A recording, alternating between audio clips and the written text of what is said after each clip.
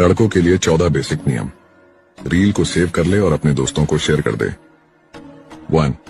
चुप रहो, हर बात कहने की जरूरत नहीं है। 2. कभी भी बैठते समय हाथ न मिलाएं। 3.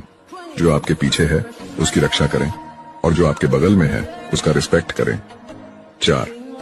जो चीज आपने नहीं खरीदी है उसका आखिरी टुकड़ा कभी न खाएं। 5. दूसरों को इम्प्रेस करने के लिए अपने दोस्त को धोखा ना दें। 6. जब आप मेहमान हो तो कभी भी खाना बनाने वाले का अपमान न करें। 7. बातचीत के दौरान अपना फोन बाहर न निकालें। 8. जो काम आपने नहीं किया उसका श्रेय कभी न लें। 9. सुने, सिर हिलाएं और सबसे बढ़कर आंख मिलाएं। 10. अपने दोस्त का उसकी गर्ल के सामने मजाक न बनाएं। 11. इमोशंस को कभी भी अपने ऊपर हावी न होने दें। 12. रिलेशनशिप के लिए कभी भीख न मांगे। 13. चाहे कोई भी अवसर हो अच्छे कपड़े पहने। 14. यदि आप